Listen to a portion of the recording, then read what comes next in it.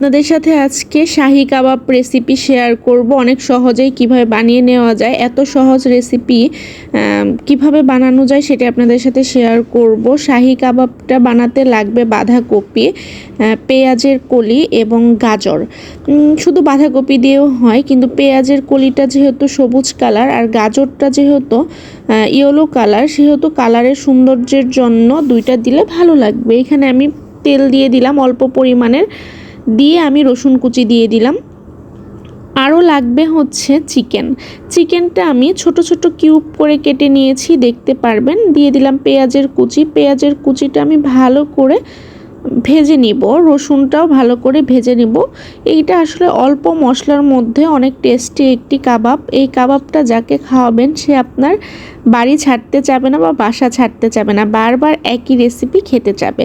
এই তো দেখতেই পাচ্ছেন আমি ব্রাউন কালার করে ভেজে নিয়েছি। যখন স্মোকি একটা ফ্লেভার আসবে তখন এখানে চিকেনটা দিয়ে দিতে হবে। ফুল রেসিপিটা দেখবেন এবং দেখে ফলো করে বানাতে পারবেন, আশা করছি ভালো লাগবে। আর লাগবে এখানে হচ্ছে ময়দা।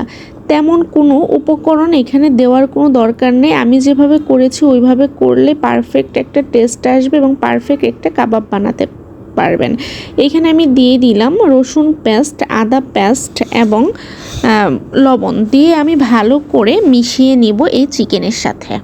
চিকেনটা সেদ্ধ হওয়ার জন্য আমি এখানে পানি অ্যাড করে দিলাম। পানিটা বেশি পরিমাণের দিব, চিকেনটা যেন সেদ্ধ হয় আর পানিটা আমি যেন তুলে নিতে পারি। আর এখন এখানে দিয়ে দিলাম গোলমরিচের গুঁড়া। আমি কালো গোলমরিচের গুঁড়া দিয়েছি, কেউ চাইলে সাদা গোলমরিচের গুঁড়াটাও দিতে পারেন।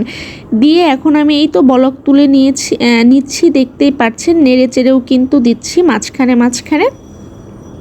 দিয়ে আমি চিকেনটা যখন সেদ্ধ হয়ে যাবে তখন আমি এইখান থেকে কিছু পরিমাণের পানি তুলে নিব। এই তো দেখতেই পাচ্ছেন চিকেনটা সেদ্ধ হয়ে গেছে। আমি এখন এখানে চিকেন স্টক বলতে পারেন বা আমি পানিই বলছি আপনাদের সুবিধার্থে। অনেকেই আছেন বুঝতে পারেন না, আবার অনেকেই বুঝতে পারবেন। যাই হোক, সবার সুবিধার্থে আমি পানিটাই বলছি। পানিটা তুলে নিচ্ছি। এই তো পানিটা তুলে নিয়ে আমি যে সবজিগুলো কেটে রেখেছি, বাঁধাকপি, পেঁয়াজের কলি আর গাজর, সেটা আমি এখানে দিয়ে দিব। দেখতেই পেয়েছেন বেশ কিছু পানি কিন্তু তুলে রেখেছি, আর কিছু পানি এখানে রেখেছি যাতে সবজিগুলো দিলে সবজিগুলো সুন্দর মতো সেদ্ধ হয়। আর মাংসগুলো যেহেতু আমি কিউব করে কেটে নিয়েছি, সেহেতু ভাজি কাটা দিয়ে আমি একটু নেড়ে চেড়ে দিচ্ছি এবং ভেঙে দেওয়া ট্রাই করছি। এখন আমি কেটে ধুয়ে রাখা বাঁধাকপিগুলো দিয়ে দিচ্ছি। এই রেসিপিটা যেমন সহজ তেমন অনেক টেস্টি। যতটা সহজ দেখতে পাচ্ছেন, একদম অল্প উপকরণে খেতেও কিন্তু বেশ গর্জিয়াস আছে না, যেমন সিম্পল তেমন গর্জিয়াস, খেতে আসলে অনেক টেস্টি। এই তো এখন আমি পেঁয়াজের কলি দিয়ে দিলাম। এখন আসলে বাঁধাকপি, এই সিজনে বাঁধাকপি আর গাজরটা পেয়ে যাবেন, কিন্তু পেঁয়াজের কলিটা পাবেন না। পেঁয়াজের কলিটা অ্যাভয়েড করলেও পারবেন, সমস্যা নেই। এটা আমি সৌন্দর্যের জন্য দিয়েছি। শুধু বাঁধাকপি দিয়েও এই শাহী কাবাবটা বানানো যায়। এই কাবাবটার নাম হচ্ছে শাহী কাবাব। এই তো আমি এখন সবজিটা সেদ্ধ হওয়ার জন্য ঢেকে দিলাম, যাতে সবজিটা সুন্দর মতো সেদ্ধ হয়। আর এটা কিন্তু একদম 100% সেদ্ধ করা যাবে না, 80 বা 85% সেদ্ধ করতে হবে, আর 15% বাদ রাখতে হবে। বেশি সেদ্ধ করলে এই কাবাবটা খেতে ভালো লাগবে না। যেহেতু এই কাবাবটা আমি বানিয়ে আবার ডুবো তেলে ভাজবো, ভাজার সময় যাতে আর 15% কুক হয়, এর কারণে দেখা যায় 95% কুক এখন করতে হবে, আর তেলে ডিপ ফ্রাই করার সময় যেন আর 15% কুক হয়। এই তো দেখতেই পাচ্ছেন ভাজিটা কিন্তু কুক হয়ে গিয়েছে।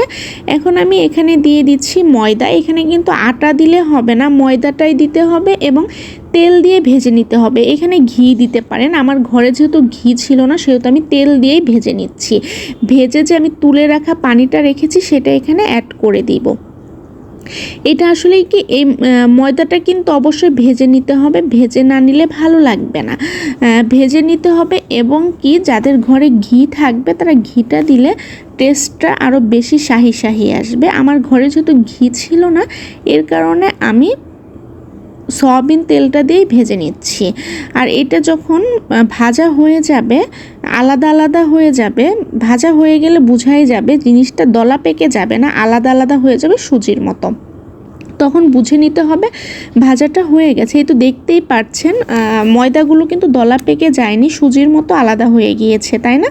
এখন আমি এই ভেজিটেবলের সাথে মিশিয়ে নিচ্ছি, আর যে তুলে রাখা পানিটা ছিল সেই পানিটা এখানে অ্যাড করে দিলাম। অ্যাড করে আমি পুরা চিকেন, ভেজিটেবল এবং ময়দার সাথে মিশিয়ে নিচ্ছি। মেশানো হয়ে গেলে দেখা যায় আমি সুন্দরভাবে নেড়ে চেড়ে আলতোভাবে মিশিয়ে নিব। মেশানো হয়ে গেলে আমি এটাকে কাবাবের শেপ দিব।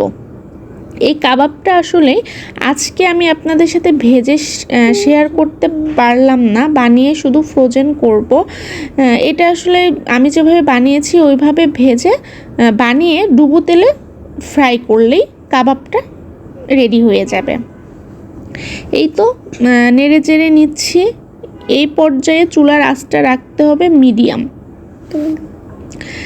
হয়ে গেছে আমার, দেখতেই পেয়েছেন যে আমি কিভাবে মিশিয়ে নিয়েছি। ওই পানিটা দিয়েও কিন্তু সুন্দর করে মিশিয়ে নিয়েছি। প্রত্যেকটা ভেজিটেবল কিন্তু মিশে গিয়েছে। যারা এটা বানিয়ে খেয়েছেন তারা তো টেস্ট সম্পর্কে জানেনই, আর যারা বানাননি তারা একবার ট্রাই করে আমাকে টেস্ট সম্পর্কে জানাতে পারেন। আর এই তো শেষে যে ময়দাটা দিলাম না, এই ময়দাটার জন্য যখন আপনি এটা কাবাবটা বানানোর পর কামড় দিবেন তখন মনে হবে যে এটার ভেতরে মনে হয় চিজ আর মেয়োনিজ দেওয়া আছে। আসলেই অনেক বেশি ভালো লাগে। এই তো আমার মিক্সড করা হয়ে গেছে। এখন আমি একটা প্লেটের মধ্যে বেড়ে নিচ্ছি। এটা প্লেটের মধ্যে বেড়ে আমি ছড়িয়ে দিব যাতে সহজেই ঠান্ডা হয়ে যায় আর আমি কাবাবের শেপগুলো দিতে পারি। আর ফার্স্ট থেকেই তো দেখেছেন যে কিভাবে কি করেছি, বলে তো এত বোঝানো যায় না, দেখে নিয়েছেন। যেভাবে আমি করেছি ওইভাবে ট্রাই করবেন, আশা করছি আপনাদের কাছে ভালো লাগবে। এই তো আমি এখন প্লেটের মধ্যে ছড়িয়ে দিচ্ছি যাতে তাড়াতাড়ি ঠান্ডা হয়ে যায়। যদি আপনাদের কাছে কোনো দিক থেকে ভালো লাগে তাহলে অবশ্যই লাইক, কমেন্ট, শেয়ার এবং সাবস্ক্রাইব করে পাশে থাকা ছোট্ট বেল আইকন বাটনটি ক্লিক করে দিবেন, যাতে ব্লগ ছাড়া মাত্র বা নতুন নতুন এমন রেসিপি ছাড়া মাত্র আপনাদের কাছে নোটিফিকেশন চলে যায় আর আপনারা সেটি সহজেই দেখে নিতে পারেন। এখানে কিন্তু আমি পেঁয়াজ, সবজি, ভেজিটেবলের সাথে বা সবজির সাথে কিন্তু কাঁচামরিচ কুচিও দিয়ে দিয়েছি। ঝালের কোনো পরিমাপ নেই, যে যেমন ঝাল খেতে পছন্দ করেন তেমনই দিবেন। আমি উপর দিয়ে কিন্তু তেল ব্রাশ করে দিচ্ছি, আমি হাত দিয়েই ব্রাশ করে দিচ্ছি তেলটা, যাতে তেল তেল হয়। আর এটা যখন আমি শেপ দিব, যেহেতু ময়দা আছে সেহেতু আমার হাতে যেন লেগে না যায়, এর কারণে আমি উপর দিয়ে তেল ব্রাশ করে দিচ্ছি যাতে জিনিসটা তেল তেলে থাকে। ঠান্ডা হয়ে গেছে, এই তো দেখতেই পাচ্ছেন। এখন আমি কাবাব যেভাবে বানাবো ওইভাবে। এই কাবাবটা কিন্তু গোল শেপেও বানাতে পারেন, আমি এভাবে লম্বা লম্বি শেপ দিয়ে বানাচ্ছি। যেহেতু এটা শাহি কাবাব, এর কারণে আমার কাছে মনে হলো লম্বা লম্বি শেপটা দিলেই ভালো হবে। আমরা তো শামি কাবাব, জালি কাবাবের শেপটা গোল দিয়ে থাকি, তাই না? আর এই কাবাবের শেপটা লম্বা লম্বি দিলেই দেখতেও ভালো লাগে, খেতেও ভালো লাগবে। এটা কিন্তু আপনারা শুধু ডিমে চুবিয়ে ভেজে নেবেন। এই আমি যেভাবে বানাচ্ছি এটা কিন্তু কাবাবের শেষ ফিনিশিং, তাই না? আর কাবাব তো আমরা সবাই জানি ডিপ ফ্রাই করতে হয় ডুবো তেলে, তাই না? এইটা যখন বানাচ্ছি, এই যে বানাচ্ছি এই টাইমটাতে একটা ডিম ফেটিয়ে ডিমের মধ্যে ডুবিয়ে শুধু ডুবো তেলে ভেজে নিলেই হবে। আবার কেউ যদি চান এই কাবাবটাকে ব্রেড ক্রামে গড়াবেন তাহলেও কিন্তু গড়াতে পারেন, সেটাও ভালো লাগে। দুইভাবেই খেতে ভালো লাগে। এই তো হয়ে গেল। ভালো থাকবেন, সুস্থ থাকবেন, আল্লাহ।